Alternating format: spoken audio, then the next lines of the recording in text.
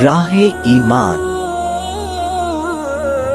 Don't forget to subscribe our channel.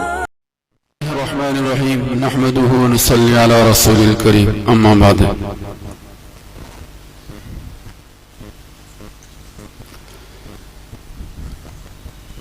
اللہ پاک سے دعا ہے کہ اللہ پاک ہم سب کو ایمان و اعمال کے ساتھ امن، چین، سکون، عافیت، عزت کی زندگی نصیب فرمائے. سب سے بڑی، سب سے اہم چیز اس وقت جو ہے وہ رجوع اللہ ہے اور دعاؤں کا اہتمام ہے. الحمدللہ ہمارے دینی مدارس جو ہیں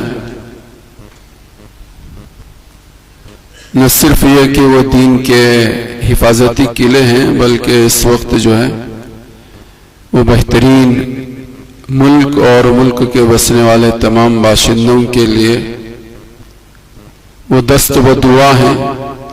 اور امید ہے کہ اللہ پاک ان کی دعاؤں، معصوموں کی دعاؤں، مہمانان رسول کی دعاؤں کے صدقے میں اللہ ہمارے اور تمہارے اور اس ملک کے حق میں خیر کے فیصلے فرمائیں گے.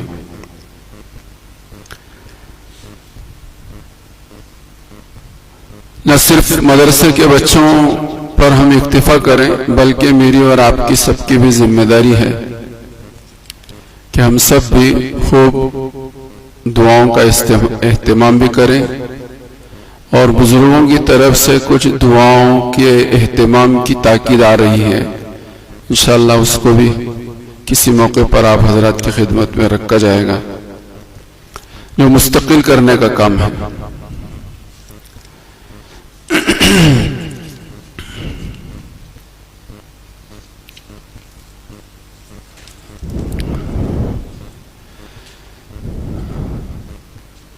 کچھ نوجوان بچے ہمارے محلے کے پڑھے لکھے فعال آج جلدی آ جاتے تو بہت کچھ باتیں ان کے سامنے رکھی جا سکتی تھی، لیکن بات کے اندر آتا ہے کہ جو مقابلے جو ہوتے ہیں، کوئی سا بھی مقابلہ، میں کسی ایک مخصوص مقابلے کی بات نہیں کر رہا، کوئی سا بھی مقابلہ ہو، حضور نے فرمایا الحرب خداع، مقابلے کو اپنی نجی طاقت کے بلبوتے پر جیتا کم جاتا ہے، اور مقابلے کو تدبیروں سے اور چالوں سے بڑی سے بڑی، بڑے سے بڑے مقابلہ کرنے والے کو شکست کا سامنا کرنا پڑ سکتا ہے، جبکہ سامنے والا بہترین اور اچھی تدبیر اور اچھی چال چلنے والا ہو. حضور صلی اللہ علیہ وسلم نے فرمایا ان چالوں کا چلنا صرف مقابلے کے وقت جائز ہے اسلام میں. الحرب خداع، مقابلہ جو ہوتا ہے وہ چالوں سے ہی، اچھی چالوں سے ہی جیتا جا سکتا ہے. اس زمانے میں کچھ باتیں آپ حضرات کی خدمت میں پیش ہیں. ان ساری باتوں کو پیش کرنے سے پہلے ایک بات،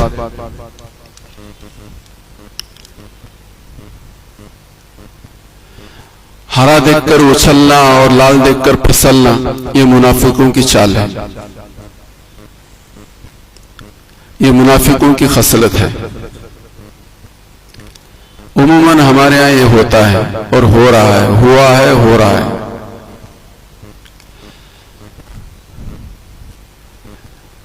نہیں، بلکہ ہم سب کو اس بات پر جمنا چاہیے کہ ملک کا فائدہ کس میں ہے، امت کا فائدہ کس میں ہے، اس فائدے کے اوپر گہری نظر ہو اور اس پر ہم ثابت قدمی کے ساتھ جمیں. چلو ادھر ہوا ہو جدھر، یہ اچھی چیز نہیں ہے، یہ منافقوں کی خصلت اور عادت ہے. احد کے موقع پر پیارے نبی صلی اللہ علیہ وسلم 1000 صحابہ کو لے کر چلے تھے، لیکن جب احد کے قریب پہنچے اور عبداللہ ابن ابی ابن سلول نے دیکھا کہ یہ تو 3000 لوگ ہیں، 3000 لوگ ہیں اور پورے ساز و سامان کے ساتھ ہیں،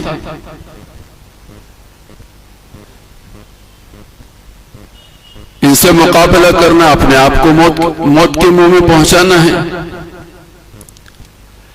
یہ سوچ کر اپنی ذہنیت کے 300 لوگوں کو لے کر واپس ہو گیا۔ عبداللہ ابن ابی یہ حضور کے ساتھ چلا تھا، لیکن وہاں جا کر دیکھا کہ یہاں کچھ اور ماحول ہے، سامنے والے کچھ اور ہیں، تو یہ دیکھ کر عبداللہ ابن ابی 300 لوگوں کو لے کر واپس ہو گیا۔ اب بچے کتنے؟ 700 بچے۔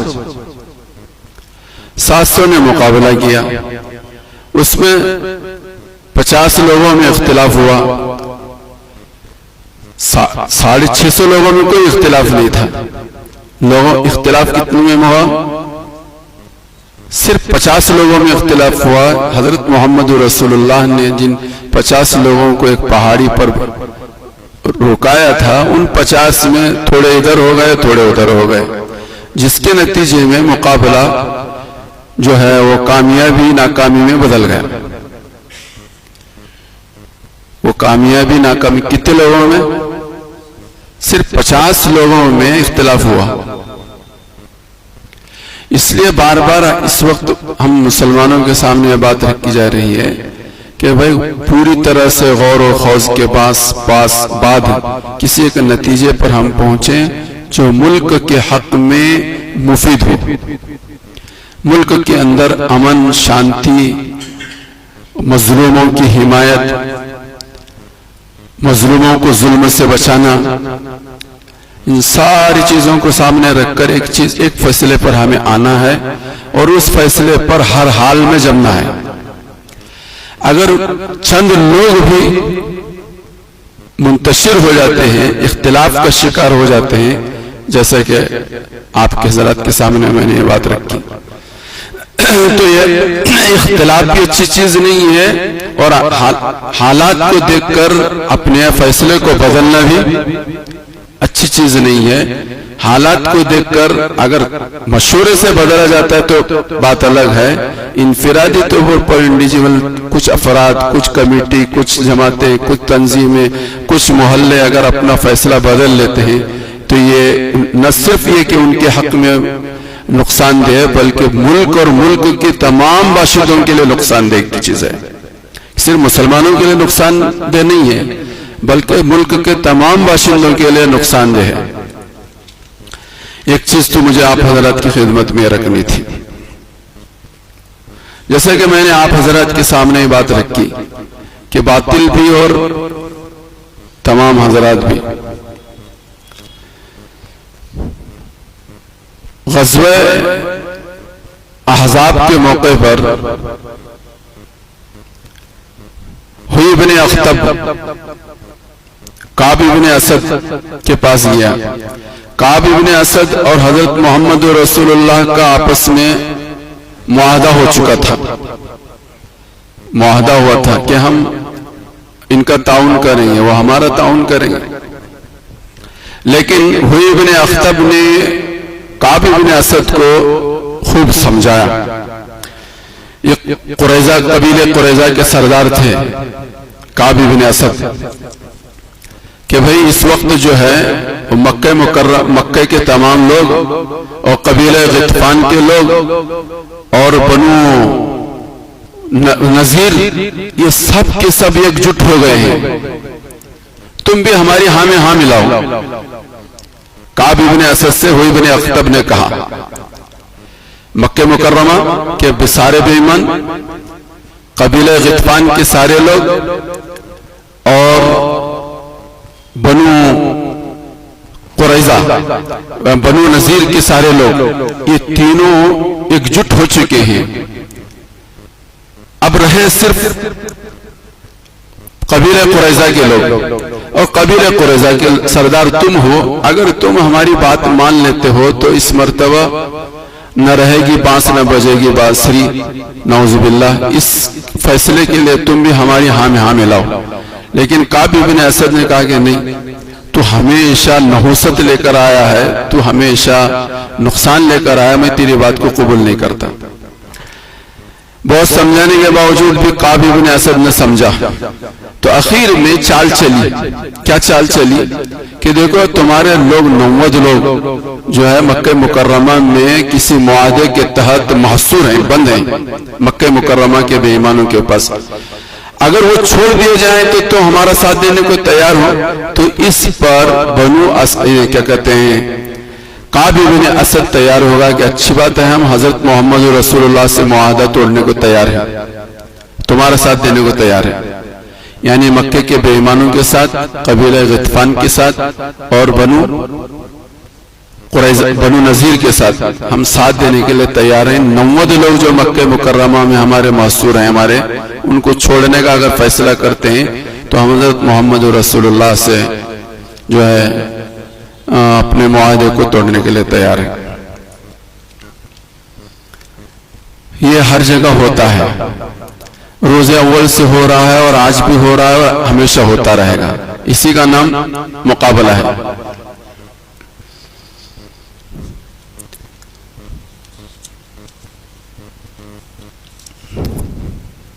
تیسری چیز،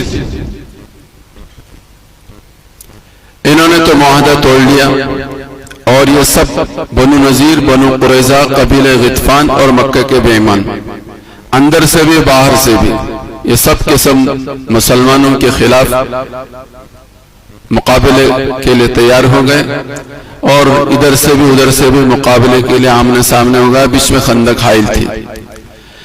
آنے والے سب سے پہلے بے ایمانوں کی طرف سے، مکہ مکرمہ کے بے ایمانوں کی طرف سے جو تھے وہ عمرو بن عبد تھے، یہ منحوس عمرو بن عبد تھا، یہ کسی طرح سے خندق پھاند کر اور جس طرف مسلمان تھے اس طرف آیا، اور اس نے للکار کر مسلمانوں کو بلایا اپنے مقابلے کے لیے۔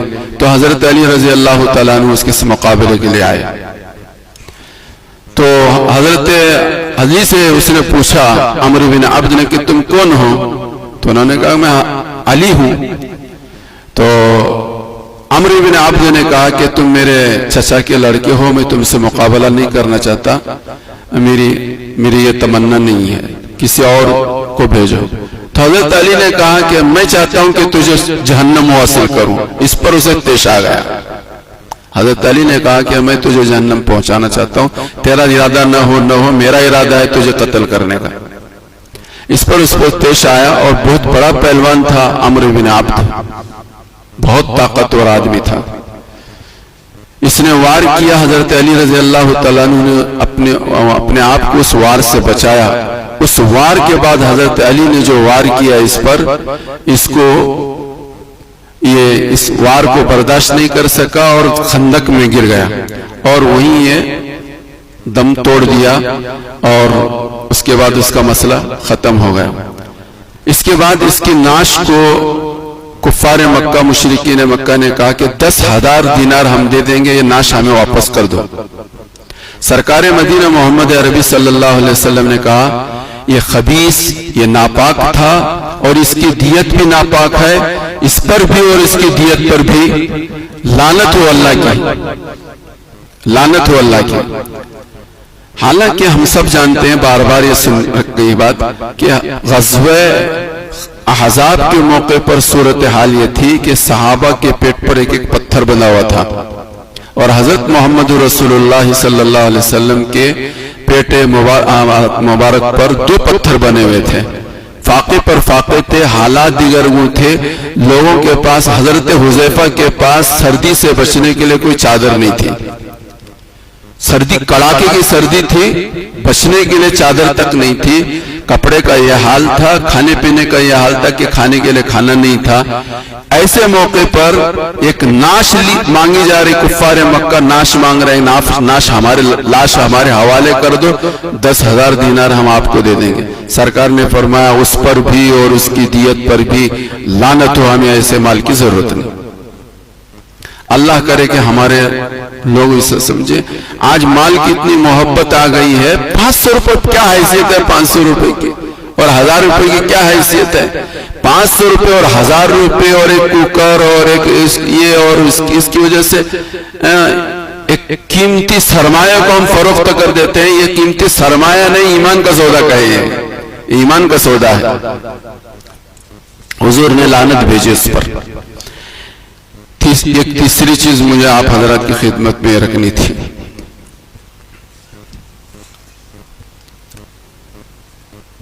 لگ بھگ 20 دن گزر گئے تھے. جب آدمی جمتا ہے تو خدا کی طرف سے طاقت مدد آتی ہے. نا امیدی میں امید کا چراغ جلانے والی خدا کی ذات ہے, یہ خدا کی ذات ہے.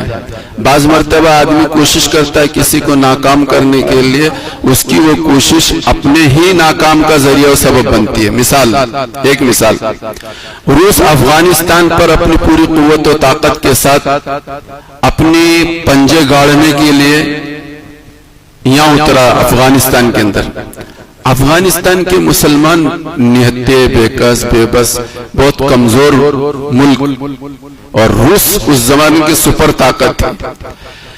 تو اور روس کی دشمنی تھی امریکہ سے. تو روس کو نیچا دکھانے کے لیے امریکہ نے افغانی مسلمانوں کا تعاون کیا کہ تم ان کو کچلو. لہذا اس نے سارے ہتھیار سپلائے کیے افغانی مسلمانوں کو, اور ان کے ہتھیاروں کے ذریعے سے افغانی مسلمانوں نے روس کا مقابلہ کیا اور اس کو گھٹنے ٹیکنے پر مجبور کر دیا, اور روس ناکام ہو کر افغانستان سے چلا گیا.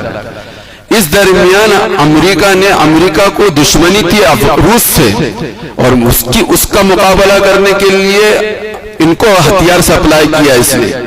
لیکن جب یہ روس یہاں سے بھاگ گیا تو افغانی مسلمان ایک اسلامی اسٹیٹ قائم کرنے کی طرف جب متوجہ ہوئے تو امریکہ نے دیکھا یہ تو اس سے زیادہ خطرہ ہوا ہمارے لیے. جتنا خطرہ ہمیں روس سے اس سے زیادہ تو افغان سے خطرہ ہوا.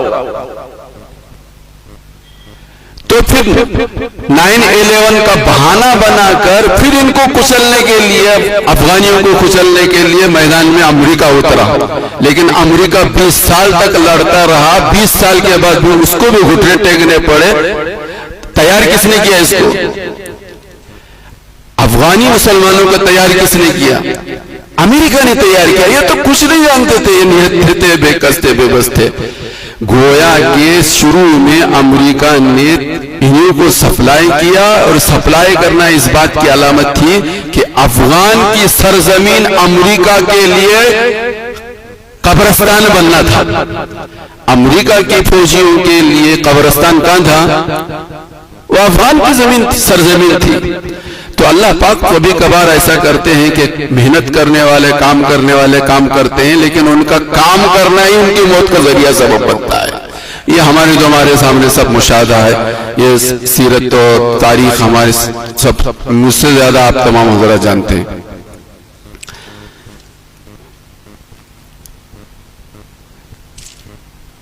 بیس دن ہو گئے تھے محاصرہ کیے ہوئے. پوری باطل طاقت ایک سمت میں تھی اور نہتے بے کس بے بس مسلمان ایک سمت میں تھے. اسی میں انہی غطفانیوں میں نعیم ابن مسعود ایک شخص ہیں. ان کے دل میں اللہ نے اسلام کی چنگاری کو روشن کیا, اور نعیم ابن مسعود حضور کی خدمت میں پہنچے اور انہوں نے کہا یا رسول اللہ, میں اسلام قبول کر چکا ہوں, لیکن میرے اسلام کا عطا پتہ نہ غطفانیوں کو معلوم ہے, نہ بنو نذیر کو معلوم ہے, نہ بنو قریظہ کو معلوم ہے, اور نہ ہی مکے کے بے ایمانوں کو معلوم ہے. مکے کے بے ایمان بھی سمجھتے ہیں کہ یہ ہمارا آدمی ہے, غطفانی بھی سمجھتے ہیں کہ یہ ہمارا آدمی ہے, بنو نذیر بھی سمجھتے ہیں کہ ہمارا آدمی ہے, بنو قریظہ بھی سمجھتے ہیں کہ ہمارا آدمی ہے. یا رسول اللہ, مجھے اجازت دیجئے کہ میں ان کے درمیان افتراق و انتشار اور آپس میں دراڑ اور آپس میں نفرتیں پیدا کر کے ان سب کو الگ الگ کر دوں.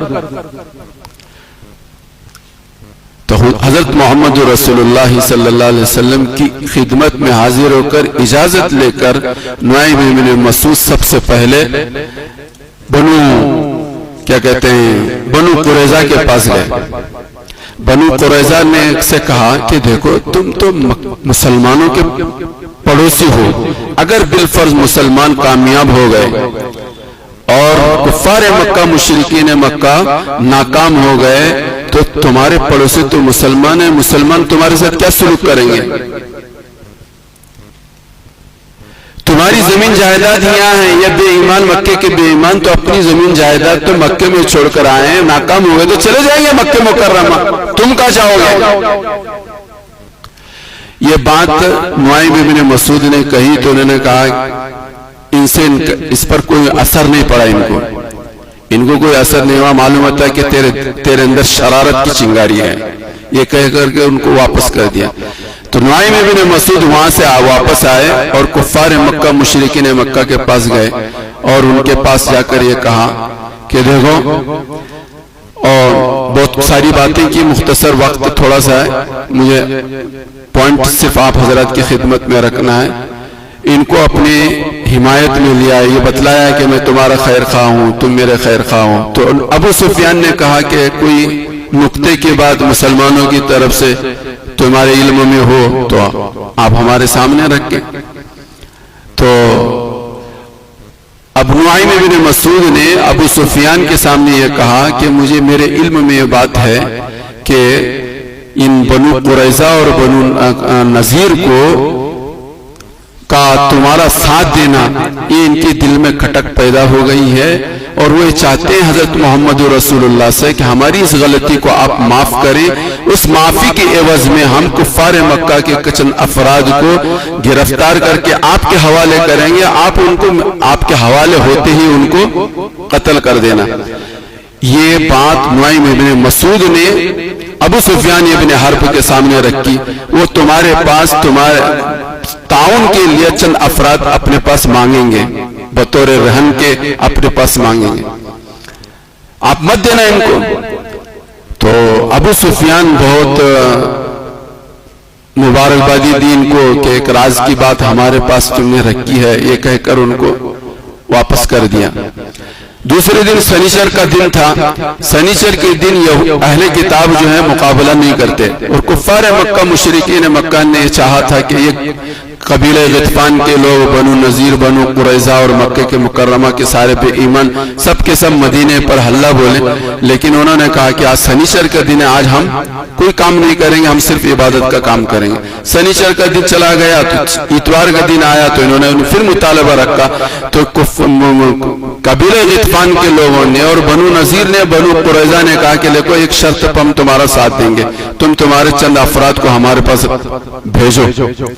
تو یہ نعیم ابن مسعود نے جو بات کہی تھی وہی بات ان کے سامنے آئی تو یہ ذرا کھٹکے کہ نعیم ابن مسعود نے جو بات کہی تھی یہ بالکل صحیح ہے، یہ چند افراد کو مانگیں گے اور محمد رسول اللہ کے حوالے کریں گے، محمد رسول اللہ ان کو قتل کریں گے. وہ کسی قیمت پر بھی افراد دینے کو تیار نہیں ہوئے.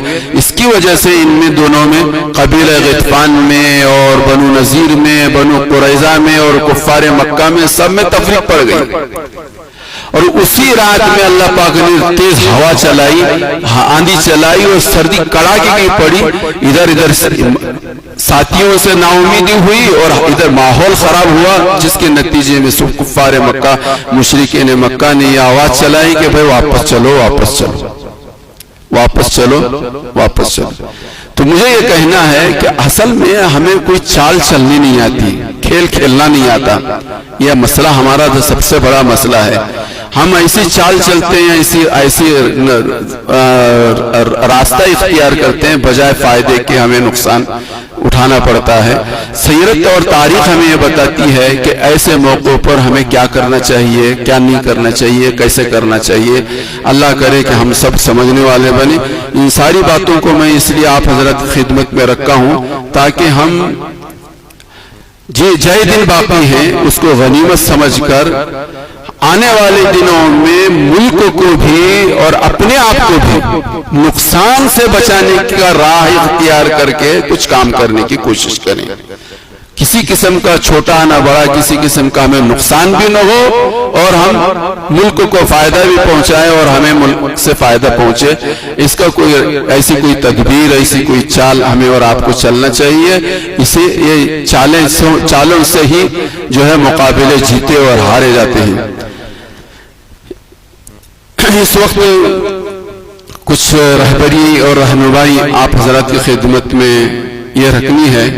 अल्लाह करे कि हमारे नौजवान जो हैं वो मुतहर्रिक और फ़ाल हों। जैसे कि बार बार ये बात कही जा रही है कि बिल्कुल खामोशी के साथ आप क्या करना चाह रहे हैं, आप क्या कर रहे हैं, इसको किसी को भी इसकी खबर नहीं होनी चाहिए। मुल्क के हक में जो फायदेमंद हो, जो सूदमंद हो, उसको बिल्कुल सैग़े राज में रखते हुए हमारी हरकत होनी चाहिए। सैग़े राज में रखते हुए हमारी हरकत होनी चाहिए। राज फाश नहीं होना चाहिए कि हम दाएं तरफ हैं या हम बाएं तरफ हैं, हम ये कर रहे हैं, हम वो कर रहे हैं। ये अच्छी चीज नहीं है, नुकसान का सबब जरिया बहाना बन सकती है। इस सिलसिले में आज आने वाले इलेक्शन के सिलसिले में कुछ बातें आप हजरत के सामने ये हैं कि हर मुसलमान वोट, एक बात अच्छी तरह समझे, मैं शुरू में कहा ये वोट देना दे तो भी चलता है, नहीं दिए तो भी चलता है, ऐसा नहीं है। उलमा ने लिखा है कि वोट देना हर एक पर वाजिब है।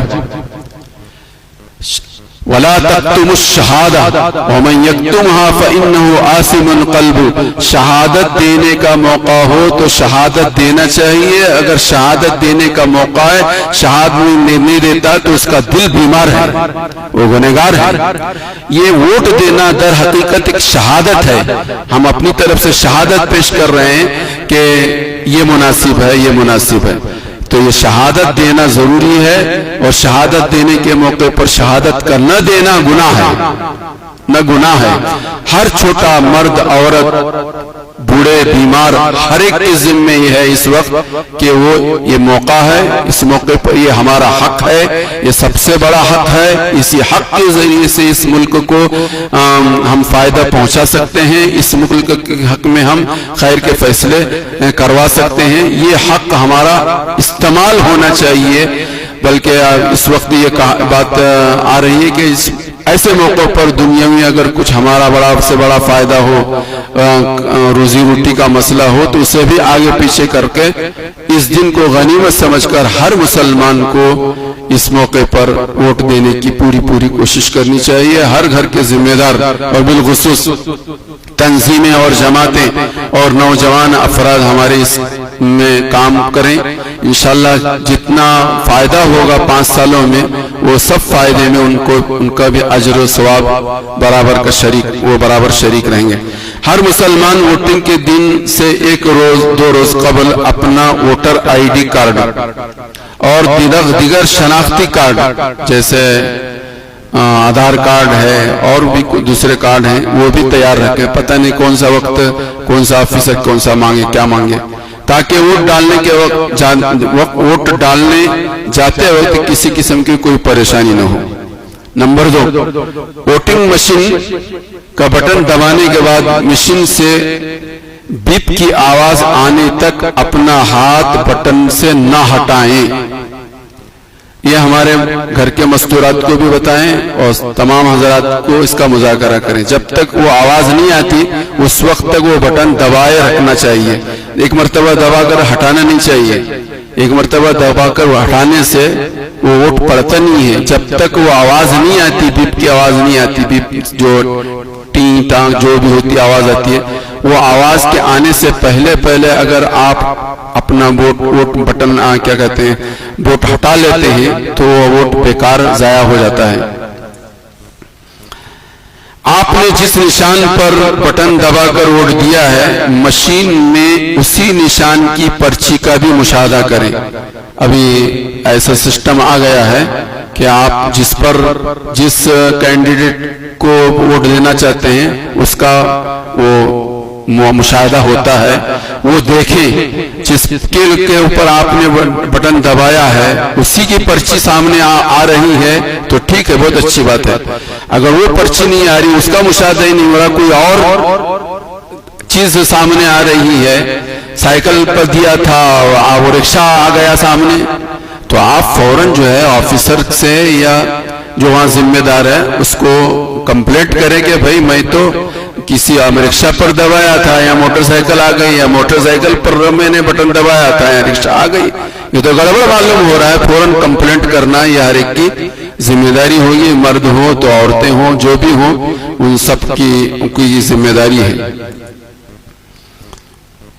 گھر کے ذمہ دار احباب اپنے اپنے گھر کے تمام مرد خواتین کے ووٹ ڈالنے تک خاموش نہ رہیں، ہر ایک کو ووٹ کی فکر کریں۔ محلہ واری جماعتیں اور ینگ کمیٹی کے ممبران اپنے اپنے علاقوں میں 100% ووٹنگ کرنے کی پوری کوشش کریں۔ بہت سارے مستورات ہماری ماں بہنیں ہیں جو اپنے اپنے کاموں میں گھر کے الجھی ہوئی رہتی ہیں، یہ اس دن جو ہے پہلی فرصت میں صبح کے وقت ہی اپنے تمام ہی مستورات کی ووٹنگ ہو اور پھر مرد حضرات کی ووٹنگ ہو، اس کا نظام بنانا چاہیے۔ حالات کی خبر بھی ادھر محلے میں پہنچاتے رہیں، خالی ہے اس وقت مستورات ہیں یا اس وقت مرد ہیں، اس وقت کوئی نہیں ہے، فلان لوگوں کو بلانا، یہ باضابطہ ایک نظام ہے۔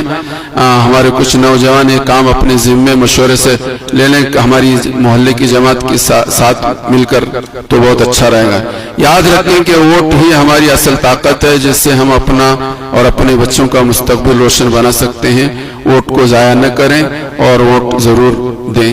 جیسا کہ میں نے ابھی آپ حضرات کی خدمت میں ساری تفصیلی گفتگو کی ہے، لہٰذا آپ تمام حضرات سے گزارش ہے کہ ہمارے بالخصوص ہمارے کچھ نوجوان لکھے پڑھے نوجوان کہ ایک مسئلہ اس میں یہ ہے کہ ہمارا کون سے بت میں ہمارا نام آیا ہے وہ ایک دیکھنا ہے، نام ہمارا نہیں ہے وہ کہاں ملے گا، کیسے ملے گا، اس کی چھان بین کرنی ہے، بجائے یہ کہ ہم سڑک پر روڈ پر ہمارا کیا کہتے ہیں ٹیبل لگائیں، ایسا کام کریں کہ ہم ٹیبل ہمارا کہاں لگا ہے ہمیں کو نہ معلوم ہو لیکن کام ہو جائے، کام ہمارا پورا ہو جائے۔ اگر ایسا کوئی سسٹم، ایسا کوئی نظام ہمارے نوجوان بنا لیتے ہیں کہ ہماری ووٹنگ ہو رہی ہے یہ بھی نہ سمجھیں، 100% ووٹنگ ہو لیکن محسوس بھی نہ ہو کہ ہماری ووٹنگ ہوئی نہیں ہوئی کسی کو ہوئی کیسے ہوئی یہ بھی نہ پتہ چلے۔ یہ سب ایک تدبیریں ہیں جس کے ذریعے سے ہم اپنے آنے والے چیزوں کو حل کر سکتے ہیں۔ اللہ کرے کہ ان باتوں کے بعد عملی طور پر جامع پہچان پہنانے کے لیے کچھ ہمارے نوجوان اپنا وقت فارغ کریں اور بالکل بے لوث، ہمیں نہ کسی پارٹی سے کوئی سمبند ہے اور نہ کسی سے کچھ لینا دینا ہے، ہم تو صرف اس لیے کام کریں گے کہ ملک کے حق میں بہترین حکمرانوں کا اور اس کے کیا کہتے ہیں ہمارا دستور جو ہے اس کی حفاظت ہو، یہاں کے باشندوں کو ہر طرح کی آزادی جو دستور میں ملی ہے وہ آزادی باقی رہے اور امن و امان قائم رہے، اس کے لیے ہمیں للہ کام کرنا ہے۔ کسی کی طرف سے کچھ ملے گا نہیں ملے گا اس سے ہمیں کوئی بحث نہیں ہے۔ اللہ مجھے بھی اور آپ کو بھی سمجھنے کی توفیق عطا فرمائے، وقت کی نزاکت کو محسوس کرتے ہوئے اپنا کچھ نہ کچھ وقت فارغ کر کے آنے والے دنوں میں ہمیں کام کرنے کی توفیق نصیب فرمائے۔